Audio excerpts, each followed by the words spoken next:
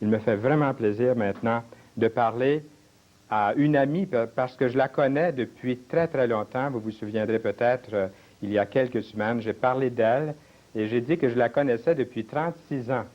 On ne dévoilera pas nos âges. Bienvenue, Madame Thérèse Christic, à l'émission. Nous nous étions rencontrés il y a plusieurs années dans un camp d'enfants. C'est ça, vraiment, oui.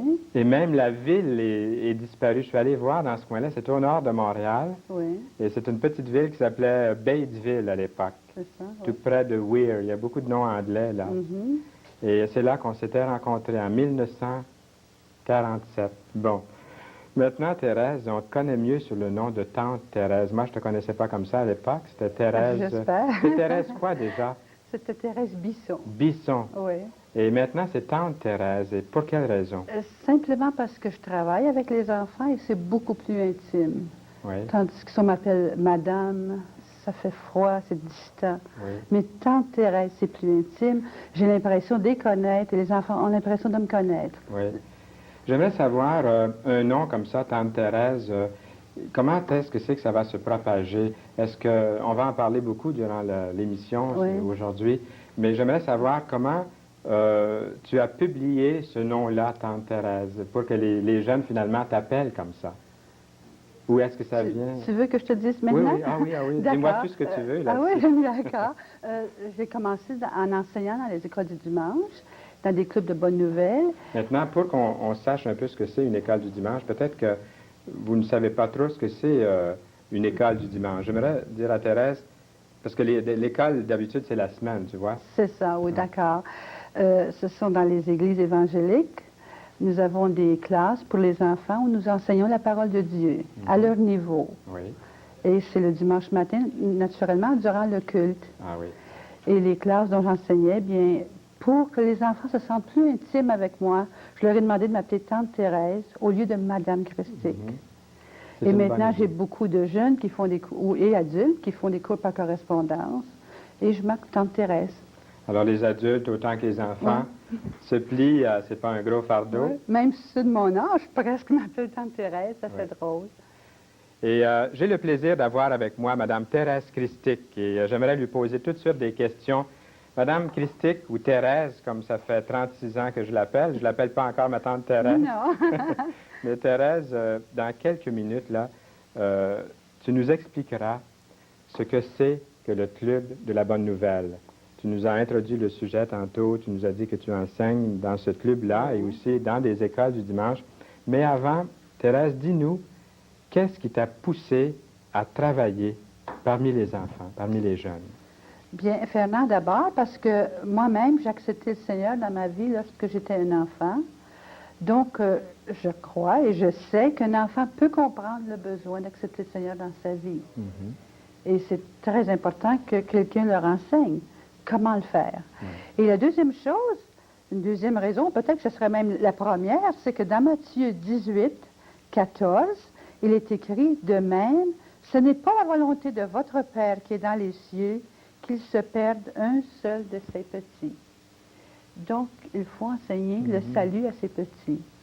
Et un peu plus tard, je vais peut-être te montrer comment je le fais. Moi, j'ai hâte de cette partie-là. Oui? Je vais redevenir un tout petit enfant. D'accord.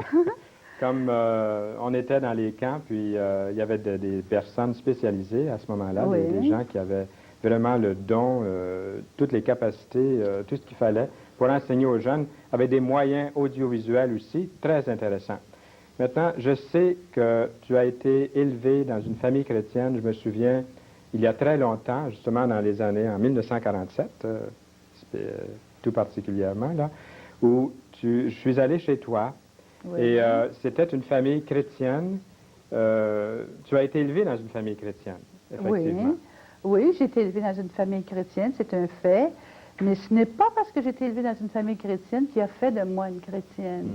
Pas plus qu'un cordonnier, son enfant devient automatiquement cordonnier.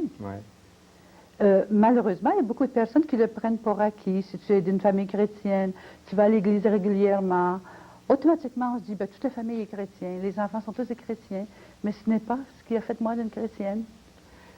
Ce raisonnement-là, c'est vrai que bien des gens croient être chrétiens parce qu'ils sont nés dans un pays soi-disant chrétien, Les gens sont religieux, ils vont à l'église, ils croient au Christ. Ils ont appris le Christ dès leur jeune âge, peut-être au catéchèse. Oui. Et puis, ils pensent qu'à ce moment-là, ils sont... Tout un peuple peut être chrétien. Oui. Mais qu'est-ce que c'est être chrétien? Bien, est-ce que... D'abord, je voudrais te faire une petite surprise, Fernand. OK, je suis prêt aux surprises. Oui? Ouais. Eh bien, c'est parce que tu as dit tout à l'heure que ça fait très longtemps que tu me connaissais. C'est un fait. Tu as mentionné que tu me connaissais depuis des camps. On s'était connus dans des camps. J'ai apporté 2 petites photos de Fernand lorsqu'il était très jeune. Je ne sais même pas si je dois les montrer à la caméra. Non, mais je suis tellement je vais te les heureux montrer à toi avant. Je suis heureux que les photos soient tellement petites qu'on ne peut pas les montrer. On ne peut pas les montrer. Ça, c'est dommage. Parce qu'elles sont très petites. Je me reconnais tout de suite, mais montre pas ça à personne, hein? Non? Tu ne l'as pas montré à personne? Pas encore. Mais... On me fait signe de le montrer quand même, mais je ne dirais pas où je suis là-dessus, hein, où est-ce que je devrais. Peut-être si je peux voir le moniteur, je me demandais à mon régisseur de se tasser un tout petit peu pour que je puisse voir le moniteur. Et puis, c'est un petit gilet barré en avant, là. Le plus petit du groupe, en tout cas. C'est pas trop difficile à savoir. Et il y a une autre photo ici. Je ne sais pas si elle est meilleure, mais je suis là-dessus aussi. Juste un petit moment que je regarde, là, pendant que vous regardez l'autre encore une fois. Avant Mademoiselle oui. Canyon.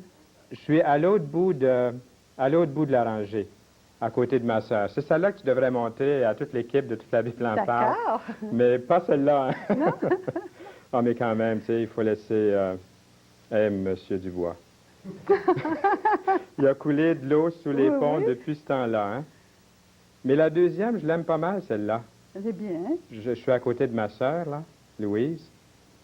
Et mon frère est là aussi. Eh bien, c'est incroyable. Tu as gardé ça toutes ces années-là. Ben oui, dans mon album. Et les photos se sont bien gardées, hein? Mm-hmm. J'espère que la personne peut en dire autant. Mais, OK, on passe. Pas de répondre. Oui. D'accord. Bon, à quoi en étions-nous, là? Tu m'as vraiment dérangé, toi, là. Je m'excuse, mais Non, je vais non, te faire une bien. petite surprise, tu sais. Tu m'as demandé que c'était quoi pour moi d'être une chrétienne. Oui. Et je me demande si en quelques minutes, je pourrais t'expliquer quelque chose que j'ai ici. Eh oui. Et puis, je vais te parler comme si tu étais un enfant. Vois-tu, là, je suis tante Thérèse, c'est un petit enfant. Je te donne 2 minutes pour faire ça. 2 minutes, deux minutes, mes amis. Oh, d'accord, je fais très, très vite. J'ai un beau petit livre ici, mon cher petit Fernand. Et puis, ce petit livre n'a absolument rien d'écrit dessus. Absolument rien, mais je vais te raconter la plus belle histoire au monde. Et c'est une histoire vraie. Je vais commencer par en arrière, parce que je suis bien curieuse. Et en arrière, on voit la couleur or. Et c'est très beau, l'or. Et l'or, ça représente le ciel. Parce que la parole de Dieu nous dit qu'au ciel, les rues sont en or pur. Et il y a toutes belles choses au ciel. Mais comme on a 2 minutes, je vais aller plus vite. Je ne te dirai pas tout ce qu'il y a au ciel, pas tout de suite. Je vais aller en avant. La première page, on voit le noir. Ça représente le péché. La saleté dans notre cœur, les mauvaises choses qu'on a dit, les mensonges, la désobéissance, ainsi de suite. Mais la parole de Dieu nous dit qu'au ciel, il n'y a aucun péché. Et puis, toi et moi, nous avons tous péché. Et qu'est-ce que nous allons faire si on ne peut pas aller au ciel? Parce qu'on a péché, peut-être qu'on est menteur, on a mauvais caractère. Mais comme Dieu nous aime tellement, il a pourvu à cela. Et il y a un verset qui nous dit dans Jean 3,16, « Car Dieu a tant aimé le monde, il a tant aimé Fernand, Thérèse, ainsi de suite, qu'il a donné son Fils unique, afin que quiconque croit en lui ne périsse point, mais qu'il ait la vie éternelle. » Donc, je tourne à la belle page rouge qui représente le sang de Jésus, qu'il a versé sur la croix pour nos péchés, pour laver nos péchés, laver notre cœur. Mais ça, tout le monde le sait. On le sait, presque tout le monde le sait que Jésus est mort sur la croix pour nos péchés. Mais ça ne suffit pas de le savoir, il faut faire quelque chose. Il faut l'accepter dans notre cœur, il faut le croire, il faut lui demander de venir à notre cœur, de laver nos péchés, de nous purifier et vouloir se détourner vraiment de nos péchés. Et si on lui demande, lave-moi, je serai plus blanc que la neige, il le fait. Et à ce moment-là, la parole de Dieu nous dit qu'on devient un enfant de Dieu. Il nous donne la vie éternelle, ce qui veut dire qu'un jour, on va aller le rencontrer au ciel. Mais il y a une couverture sur mon livre. Et cette couverture est verte. Et le vert nous fait penser à la croissance. C'est comme une maman qui donne naissance à un petit bébé. Elle ne lui donne pas naissance, ensuite elle le laisse de côté. Elle doit le nourrir. Et le vert représente la croissance. Pour se nourrir, c'est de lire la parole de Dieu chaque jour et de prier. Et nous allons grandir spirituellement. C'est formidable, Thérèse. Et ça, c'était pas préparé, c'est une belle surprise. Moi, je t'en fais une aussi. Regarde bien ce que j'ai ici. C'était pas préparé d'avance. Les auditeurs peuvent être certains que c'était pas préparé. J'ai moi aussi mon petit livre sans parole dans ma poche. Tu vois, on vient de la même école. Oui, hein? oui. Merci beaucoup d'avoir partagé ça. Je l'ai dans ma poche, moi aussi, depuis plusieurs années. Et je la traîne toujours parce qu'il y a toujours des enfants qu'on veut conduire au Seigneur. D'accord. Nous avons avec nous Mme Thérèse Christic. Et Thérèse, j'ai encore des questions à te poser. Dis-nous, Thérèse, maintenant, tout ce que tu as sur ton cœur, là, dis-nous ce que c'est le club de la bonne nouvelle. Il y aura des gens qui vont nous appeler et qui voudront savoir davantage comment atteindre leurs propres enfants. Peut-être une école ou un club d'enfants quelque part. Nous t'écoutons, nous expliquer ce que c'est. Bien, d'abord, un club de la bonne nouvelle, c'est une classe dans un foyer chrétien où on invite les enfants de la rue, les voisins, ainsi de suite, les amis. Comment vous faites pour les inviter comme ça, les enfants de la rue, avec des bonbons ou... Non, pas du tout, c'est pas nécessaire. Bon, non. j'aimerais bien savoir. Non, d'abord, si c'est un foyer chrétien où il y a déjà des enfants, eux invitent leurs amis. On prépare des invitations et puis qui est tout expliqué qu'est-ce qu'on fait dans le club de la bonne nouvelle. Les enfants invitent leurs amis à venir. Et si c'est un foyer où il n'y a pas d'enfants, par exemple, je cite ma fille qui demeure dans une maison mobile, elle est mariée depuis 3 ans seulement, elle n'a pas d'enfants, elle voulait faire un club de la bonne nouvelle. Elle a préparé des invitations, elle est allée de porte en porte inviter les enfants.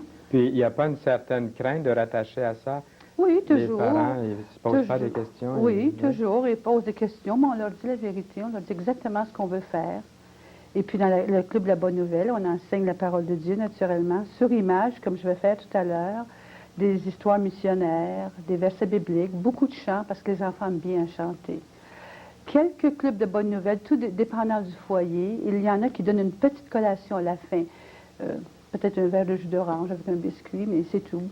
On n'essaie pas de les attirer par les bonbons ou les collations. On veut les attirer simplement parce qu'ils aiment la parole de Dieu. Et les enfants qui n'ont jamais entendu viennent une fois ou deux et ils sont vraiment intéressés. Normalement, ils reviennent. Oui. Puis, je reviens un petit peu en arrière. Oui. Lorsque vous passez au parc, comment vous présentez-vous? Est-ce que tu peux nous dire un peu comment vous vendez, entre guillemets, là, parce qu'on ne vend rien, mais comment vous vendez l'idée que les jeunes devraient venir à ces classes-là? Bien, disons que moi, je ne le fais pas, je le fais faire aux autres. Mais ce qu'ils font normalement, ils ont leur petite invitation, comme j'ai dit, que tout est écrit dessus. Il y aura chant, histoire biblique, ainsi de suite. Et puis là, les gens demandent, « Bonjour madame, est-ce que vous avez des enfants entre 6 et 13 ans? » Et puis s'ils disent « Oui, eh bien nous avons un club de bonnes nouvelles, on aimerait inviter vos enfants. » Et voici l'invitation, ils leur remettent l'invitation.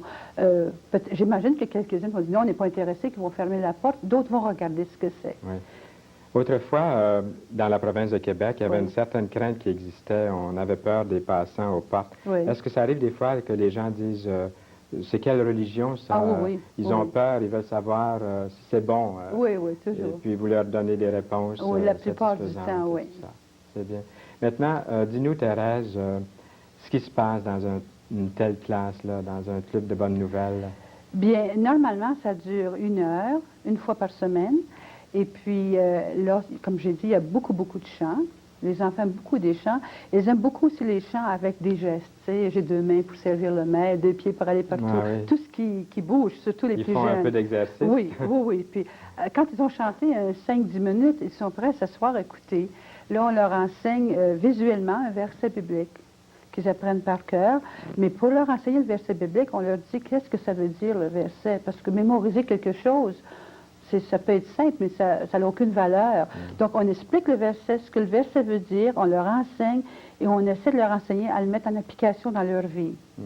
Et puis, on leur enseigne aussi une leçon biblique, je peux dire une histoire biblique. Maintenant, une histoire, beaucoup de personnes peuvent en rencontrer des histoires et puis les enfants vont venir, c'est beau, mais ils ne grandiront jamais spirituellement s'il n'y a pas une leçon. Et ce que j'entends par une leçon, c'est l'application qu'il y a dans cette histoire biblique. C'est une question qui n'était pas prévue, que je vais te poser maintenant. Là.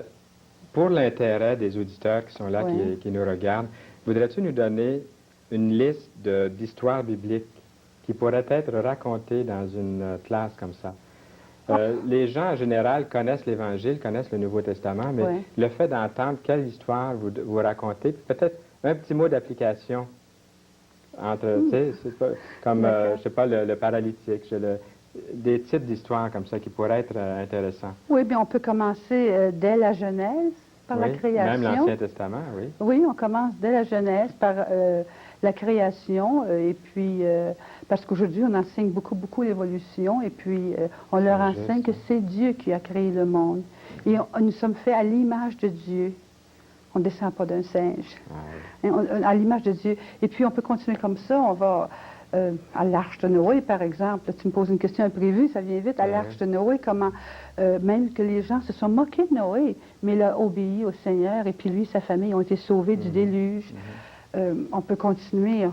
J'aime bien l'idée de l'apôtre Paul dans le Nouveau Testament, comment il s'est fait persécuter, mais il a quand même continué à aller prêcher la parole de Dieu. Et puis, on enseigne la vie de Jésus. Enfin, je crois quand même, toi, Fernand, que tu as toutes les leçons en flanellographe de la Genèse à l'Apocalypse. Hein? Oui, j'ai ça. Tu les as encore, oui? Je les ai encore, tu vois. Hein? Et j'ai aussi toute la Bible au complet sur diapositive. Ah, formidable! Alors, si jamais vous avez besoin de matériel, là, je l'utilise beaucoup dans notre assemblée, quelques-uns dans l'Église, j'utilise le matériel. Ah bon? Et j'aime ça de voir que c'est utilisé, parce que moi, je l'utilise un peu moins. Mais toi, personnellement... Je vais te prendre au mot, hein? Oui, oui, OK. Si jamais il y a des choses qui sont en circulation, j'aimerais bien que ça continue comme ça, à faire le tour. Mais dans toutes les histoires de la Bible, l'Ancien et le Nouveau Testament, est-ce qu'il y a une histoire en particulier, toi, que tu chéris plus qu'une autre dans la Bible? Ils sont toutes belles, mais est-ce qu'il y en a une qui, depuis ta jeunesse, depuis l'âge du camp, là, jusqu'à maintenant, qui t'est restée plus précieuse que les autres? Je ne sais pas. Ce sont tous tellement belles, mais disons qu'une qui est très importante, c'est la résurrection de Jésus-Christ. Tu aimes beaucoup ce récit de la résurrection de Jésus? Oui, c'est tellement important, parce que s'il n'était pas ressuscité, en fait, on ne serait pas là. On ne serait pas converti. Oui. Ça n'aurait absolument rien donné. C'est une que j'aime beaucoup, mais il y en a tellement que... Puis celle que tu vas nous donner aujourd'hui sur le flanellographe, c'est quoi? C'est une histoire qui est très courte. C'est juste une petite histoire très simple et très courte. Et je te la donne, je ne te dis pas tout de suite, tu vas le voir. C'est une autre surprise, ça? Oui. OK. C'est vrai, hein? Dans les clubs de bonnes nouvelles, il faut s'attendre à des surprises. C'est plein de surprises. Absolument. Alors, les jeunes qui sont à l'écoute, vous voulez des surprises, téléphonez-nous, puis demandez qu'est-ce que c'est le club de la bonne nouvelle dont nous parle Tante Christique, Tante Thérèse, qu'on dit plutôt. Oui. Et puis, nous vous ferons parvenir tous les détails. Ça serait formidable. Elles vont chanter, nos 4 petites demoiselles, maintenant. C'est Carole, Karine, Nancy et Nadège. Et qu'est-ce qu'elles chantent, là, cette fois-ci? Elles vont chanter « Laisse-le t'utiliser ». C'est ça? Non. C'est après ta leçon, hein? C'est « Mon Dieu est si bon ». Mon Dieu est si bon. Et le titre de mon histoire. Ah, c'est ça le titre de ton histoire. Oui, bon, bien, on les écoute, puis ensuite, on t'écoute. Laisse-le t'utiliser. À qui le Seigneur s'intéresse-t-il? Aux bébés, aux jeunes enfants, aux adolescents, aux personnes âgées? À qui, croyez-vous, s'intéresse-t-il? Bien, écoutez bien, et vous allez voir qu'est-ce que c'est que la réponse. Mais un jour, comme vous savez, le Seigneur Jésus avait 12 disciples. Et il y a une maman en particulier, la mère des disciples Jacques et Jean. Elle aimait bien ses fils. Et elle les aimait tellement, elle a demandé un jour au Seigneur Jésus, « Est-ce que mes 2 fils pourraient s'asseoir avec toi quand tu seras là-haut, dans ton royaume? » Qu'est-ce que vous pensez? Pourquoi a-t-elle demandé une question ainsi? Je crois que c'était de l'orgueil et de l'égoïsme. Elle voulait que ses fils aient la première place. Et puis, je pense que ça nous arrive à nous aussi des fois. On aimerait être la première. On aimerait être vu de tous les gens. Et puis, cette dame-là, c'est ce qu'elle voulait. Mais vous savez, les autres disciples de Jésus, quand ils ont entendu cela, ils n'ont pas trop aimé cela. Ils ont peut-être été un petit peu fâchés, ou peut-être même un peu jaloux. Ils ne voulaient pas que ces 2 disciples aient la première place.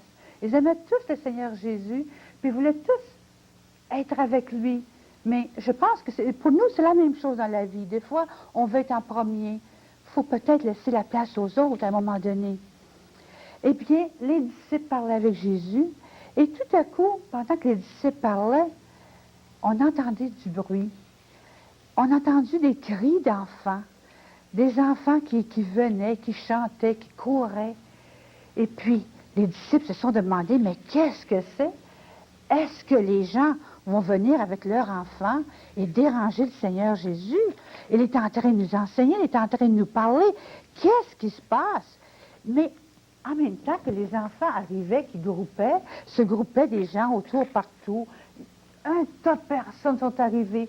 Tout le monde savait que le Seigneur Jésus était là. Et tout le monde venait parce que les gens voulaient venir l'entendre.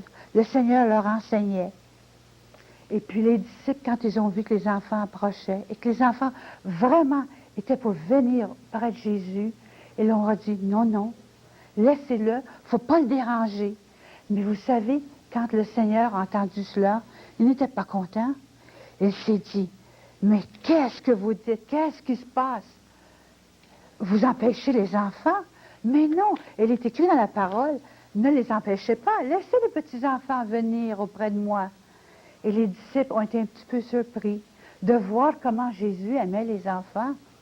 Et puis, là, les disciples sont tassés un peu et le Seigneur a commencé à parler.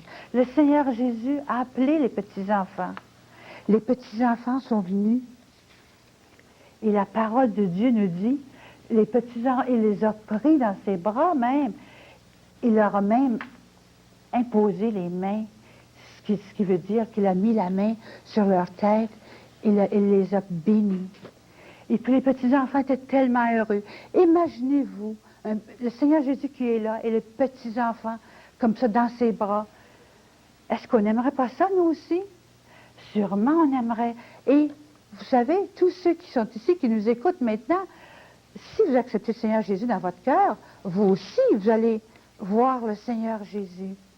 Eh bien, le Seigneur Jésus a continué à parler après ça à ses disciples et à la foule. Et la foule est venue de plus en plus nombreuse. Et puis le Seigneur Jésus enseignait toujours. Le Seigneur Jésus aimait enseigner. Mais, à un moment donné, les disciples ont commencé à être un peu fatigués. Et puis là, les disciples ont été voir Jésus. Puis ils ont dit, mais écoute, on est fatigué un peu. Est-ce qu'on ne devrait pas traverser l'autre bord de la rivière, l'autre bord du lac, et aller se reposer un peu? Donc, ils sont allés en bateau, ils ont traversé l'autre bord du lac, pensant se reposer. Mais quand ils sont arrivés de l'autre bord, il y avait encore une foule très nombreuse qui l'attendait, car eux voulaient entendre encore Jésus. Et Jésus, encore une fois, a commencé à prêcher ou à enseigner la foule. Et puis Jésus enseignait. Il a aussi guéri les malades. Et puis, ensuite, les disciples se sont encore fâchés, pas fâchés, mais fatigués. Et puis ils ont dit, mais Seigneur, nous sommes fatigués, il faudrait se reposer. Il commence à être tard. Pourquoi tu ne renvoies pas la foule? Parce qu'ici, c'est un lieu quand même un peu isolé. Et puis, ils ont été ici toute la journée, ils ont faim sûrement. Renvoie-les dans les petits villages aux alentours afin qu'ils puissent acheter quelque chose à manger. Et puis le Seigneur a dit, mais non, nourrissez-les vous-même. Et puis ils se sont dit, mais on n'a rien pour les nourrir. Qu'est-ce qu'on va faire? Et puis, un des disciples a commencé à compter son argent, puis a commencé à regarder cette foule qui était nombreuse. Mais il s'est dit, on n'a pas assez d'argent, on ne peut jamais tous les nourrir, on ne peut jamais acheter quelque chose pour nourrir cette foule. Et puis, un autre disciple est venu, puis il a dit, Seigneur, il y a un petit garçon dans la foule, il a un petit panier, puis il a à peu près 5 petits pains et 2 petits poissons. Le Seigneur a dit, emmenez-le. Et puis, ils ont emmené ce petit garçon vers Jésus. Ce petit garçon n'avait que 5 petits pains et 2 petits poissons, et puis il l'a donné au Seigneur. Et le Seigneur a pris ces petits pains et les 2 petits poissons, il a remercié son Père, et ensuite, il a commencé à casser le pain en morceaux, à les mettre dans des paniers. Et puis il mettait dans des paniers, puis il y en avait toujours dans sa main. C'était la multiplication des pains, un vrai miracle. Et ensuite, il a dit à ses disciples, allez voir la foule, dites-leur de s'asseoir 50, dans des groupes de 50 à la fois, comme ça vous saurez combien de personnes il y a. Et puis là, tout le monde se sont assis en groupe de 50. Et à ce moment-là, c'était plus facile de les compter. Et puis, après qu'ils se sont tous assis comme ça, en différents groupes de 50 à la fois, eh bien là, le Seigneur a dit, allez et donnez à manger à tout le monde. Et puis, vous savez, la parole nous dit qu'ils ont tous mangé à leur faim, amplement, ils se sont rassasiés. Et ensuite, quand ils ont eu fini de manger, le Seigneur a dit, ramène, allez ramasser ce qu'il reste. Et puis là, tout le monde a mangé, ils sont allés, et puis il restait encore 12 paniers, avec 5 petits pains et 2 poissons. Tout le monde a mangé, et il restait encore 12 paniers. Et cette leçon ici, c'est pour vous le montrer. Je vous ai demandé qui est-ce que le Seigneur aime mieux. Mais le Seigneur, il aime tout le monde. Il aime autant les adultes comme les enfants. Mais une chose, les disciples, eux, étaient prêts à mettre les enfants de côté. Ne venez pas déranger le Seigneur. Il repoussait les enfants. Mais le Seigneur, Jésus, employait un petit garçon. Ça aurait pu être un homme qui aurait été là avec son lunch. Mais c'est un petit garçon. Et le petit garçon n'a pas résisté. Il a donné tout de suite au Seigneur Jésus tout ce qu'il avait. Et le Seigneur Jésus a nourri cette foule. Donc, est-ce que le Seigneur Jésus aime les enfants? Oui. Est-ce qu'il aime les adultes? Est-ce qu'il aime les jeunes? Oui. Il aime également tout le monde. Et le Seigneur Jésus peut vous utiliser si vous êtes prête à lui donner quoi? Votre cœur. Ce petit garçon a donné ce qu'il avait. Le Seigneur l'a utilisé. Il en a fait un miracle. Qu'est-ce que toi qui m'écoutes maintenant, tu peux faire? Est-ce que tu veux que le Seigneur Jésus puisse t'utiliser? Si oui, eh bien, donne-lui ton cœur et donne-lui ta vie. Il va pouvoir t'utiliser. Nous avons le plaisir d'avoir Mme Thérèse Christic avec nous. Les jeunes viennent de chanter un cantique qui m'a vraiment fait chaud au cœur. Oui.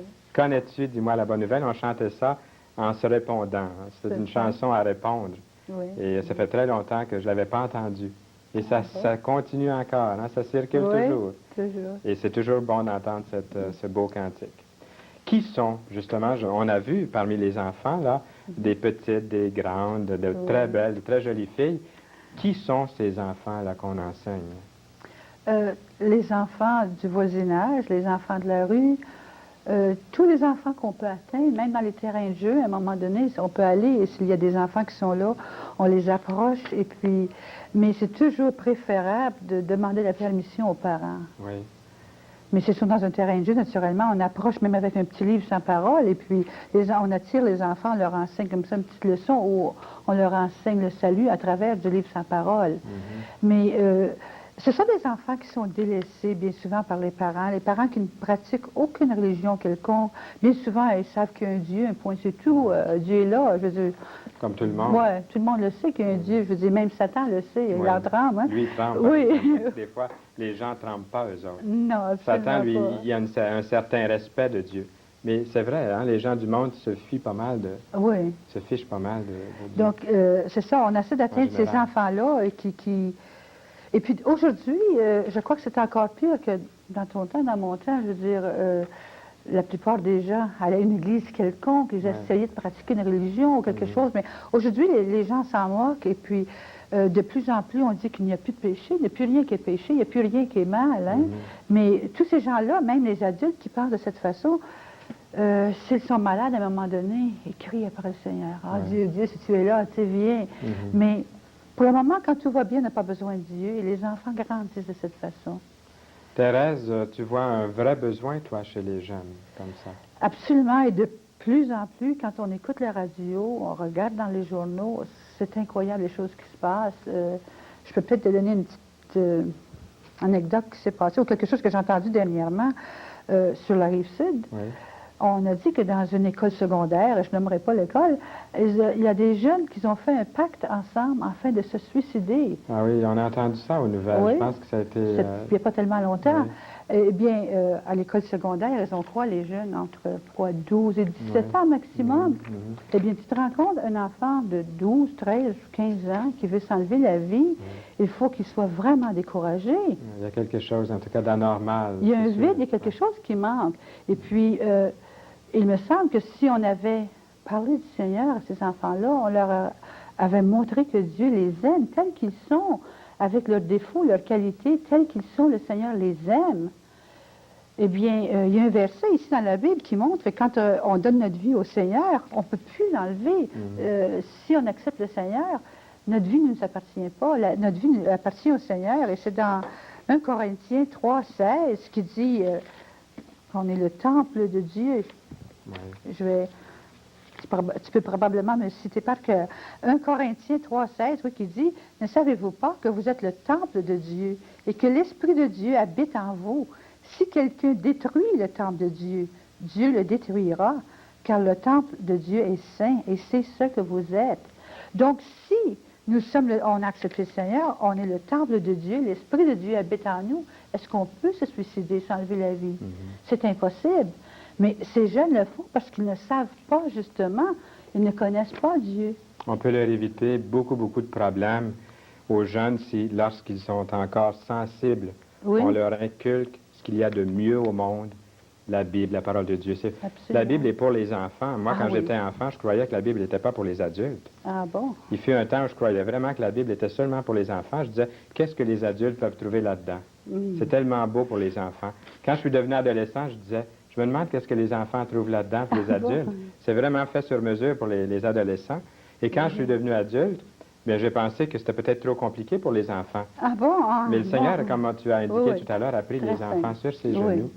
Tu crois vraiment que les enfants doivent être évangélisés? C'est pas tout le monde qui partage Pas ce seulement point de je le crois, j'en suis persuadée. Ouais. J'en suis convaincue. C'est pour ça que je suis là. Tu fais un bon travail, et puis d'autres avec toi aussi. Tu n'es pas la seule. Sur la Rive-Sud, où es-tu la seule? Malheureusement, pour le moment, oui, je prends la relève de Mlle Courtney, qui a travaillé comme directrice de l'association pendant plus de 37 ans. Et puis, comme tu sais, elle est dans un foyer maintenant, et il faut que je prenne la relève. Bien, je dis il faut, oui, je le prends, disons. Eh bien, j'ai 50 ans. 50 ans, c'est peut-être un petit peu tard pour commencer dans une œuvre telle qu'elle, mais il y a très longtemps que je voulais faire ce travail, et maintenant, je dis au Seigneur, me voici, mes enfants sont élevés, prends-moi, et le temps qui me reste, c'est pour toi. Est-ce que je peux te demander quel âge a Mlle Courtney? Est-ce que je peux le dire en honte? Oui. Je ne sais pas, mais près de 80? Elle aura 82 au mois de juillet. Bien, quand je l'ai connue, elle avait probablement 50 ans. Ou à peu près un petit peu. Oui, mais elle ne débutait pas dans le. Naturellement, moi non plus. Je veux juste indiquer que la vie n'est pas terminée à 50 ans et qu'il peut y avoir les 30 plus belles années du service à venir. Gloire à Dieu, c'est ça. Gloire à Dieu. C'est pour t'encourager à ne pas lâcher maintenant. Il était beaucoup non, il n'y en a jeune. pas question. Non, absolument pas. Alors, la réponse à tout cela... En deux mots, Jésus-Christ. Jésus-Christ. Jésus-Christ. Ah, c'est une belle réponse. C'est la simple réponse. Si quelqu'un accepte Jésus-Christ, comme j'ai dit tout à l'heure, lui donne sa vie, lui demande de venir être le chef, le roi, le maître de sa vie, le Seigneur le dirige de pas à pas.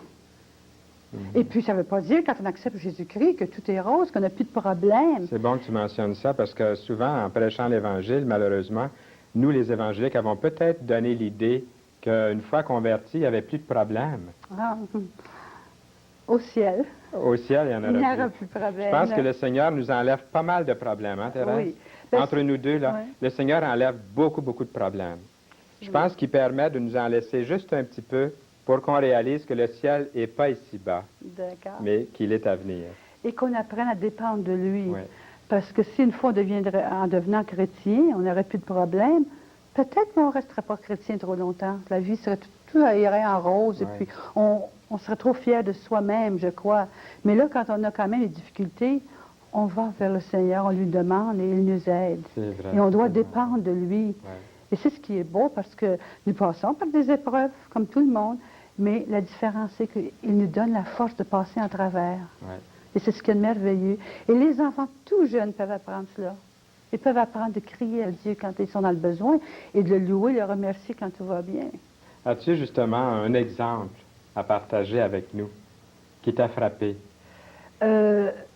Peut-être pas tout à fait la même chose, mais disons qu'à un moment donné, il y avait un monsieur qu'on connaît bien qui avait un ministère en prison. Et puis, il nous a demandé à mon mari et moi d'aller. Moi, je ne voulais pas aller, j'avais peur. J'avais réellement peur. Je pensais, très naïve, Je pensais que les prisonniers avaient des chandails rayés, comme on voyait dans peut-être des vues autrefois, avec un numéro. Hein? Oui, peut-être. Et puis, j'avais aucune idée qu'est-ce que ça pouvait être. Puis, je voulais absolument pas aller. Non, c'est pas mon domaine. Moi, c'est les enfants. Je veux rien savoir. Et puis, il m'a presque tordu le bras.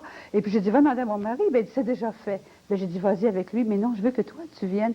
Parce qu'il sait que j'aime ça parler, tu vois, comme tu peux voir. Et puis, donc, on est ici pour ça, Thérèse. Oui. Donc, mais je suis allée. Et puis... j'avais bien peur, mais pour couper ça un peu plus court, je suis allée, les hommes, naturellement, étaient bien habillés, n'étaient pas habillés comme les prisonniers. Et puis là, j'ai vu un jeune homme qui avait à peine 18 ans. Et puis, il était très triste, puis un peu à part des autres, parce qu'on allait dans la chapelle. Et puis, ce jeune homme, j'ai été lui parler. J'ai tout de suite vu ce jeune homme, j'ai dit, il faut que je lui parle. Et j'avais un petit livre, sans parole, plus petit comme le tien, là, oui. Comme le mien, là. Oh, oui. Et puis, je lui ai montré le petit livre sans parole. Et puis le type était réellement repentant. Il était tout au bord, tout près d'accepter le Seigneur. Mais il a regardé autour de lui, puis il a vu les autres prisonniers, puis il n'a pas osé le faire. Donc, je lui ai donné le petit livre sans parole avec une explication. Et je lui ai dit, quand tu seras dans ta chambre, j'ai mentionné ta chambre ce soir, demande au Seigneur de venir dans ton cœur, demande-lui de te pardonner. Et puis elle a dit, oui, mais je vais rester ici quand même s'il me pardonne. J'ai dit, d'accord, la société, tu dois payer ta dette. Mais Dieu t'aura pardonné. Et puis le type était bien content. Et comme on allait une fois par mois, j'avais hâte au mois suivant de voir s'il aurait accepté le Seigneur. Et puis j'ai prié pour lui, j'étais tout contente. Le mois suivant, je suis retournée. Le type était dans la chapelle, mais il m'a vu de loin, puis il a fait tout le tour. Il a tout fait pour m'éviter. Il ne voulait absolument pas me parler ou rien du tout, hein. Et donc, j'ai demandé à un autre homme, qu'est-ce qui se passe? Pourquoi il ne veut pas me parler? Lui, aujourd'hui, il était tellement gentil. Et puis il a dit, mais tu sais, quand vous êtes venu, le mois passé, ça faisait 2 semaines qu'il était ici. Maintenant, ça fait 6 semaines.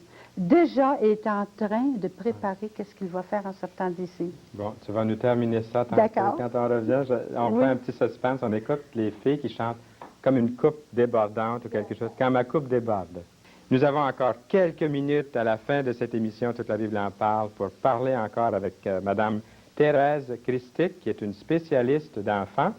Elle est avec nous. Et elle va terminer cette histoire-là du prisonnier. Là. Tu nous as laissé en suspense tantôt. D'accord. Bien, quand je suis retournée le mois suivant, comme je disais, et puis j'avais bien hâte de voir si ce prisonnier avait accepté le Seigneur, parce qu'il était tellement repentant, tellement sur le bord d'accepter le Seigneur le mois avant. Et j'ai demandé, et puis on était dans la chapelle à la prison, et puis il tournait en rond, hein, j'essayais de le voir, puis je voyais que j'allais vers lui, puis essayais de lui parler, et puis il a tout fait pour m'éviter. Et j'ai trouvé curieux, parce qu'il était tellement prêt, tellement gentil. Je me suis demandé qu'est-ce qui se passe, est-ce qu'il est gêné? Et j'ai demandé à un autre prisonnier, j'ai dit, ce jeune homme là-bas, le mois passé, je lui ai parlé, il était vraiment amical, qu'est-ce qui se passe? Tout à coup, son visage était dur, il avait changé, là, comme le jour et la nuit. Et je lui ai demandé, qu'est-ce qui se passe? Puis là, il m'a expliqué, il dit, vous savez, quand vous êtes venu, ça fait 2 semaines qu'il était ici. Maintenant, ça fait 6 semaines qu'il est ici. Maintenant, il a parlé avec tous les autres prisonniers. Et ils lui ont lavé le cerveau, comme on dit, bourré le crâne. Il est en train maintenant de déjà faire les projets pour le coup qu'il va faire en sortant d'ici. Le type ne s'est pas repenti, il n'a pas eu la chance avec tous les autres. Il pensait déjà à ce qu'il allait faire. Et là, j'ai compris, ça m'a vraiment peiné, hein, mais j'ai compris pourquoi le Seigneur avait permis que j'aille dans une prison pendant 1 mois de temps. Mon fardeau pour les jeunes a grandi. Là, j'ai réalisé, mais encore une fois, un jeune homme d'à peine 18 ans, s'il avait connu le Seigneur, peut-être que je ne l'aurais jamais vu, là.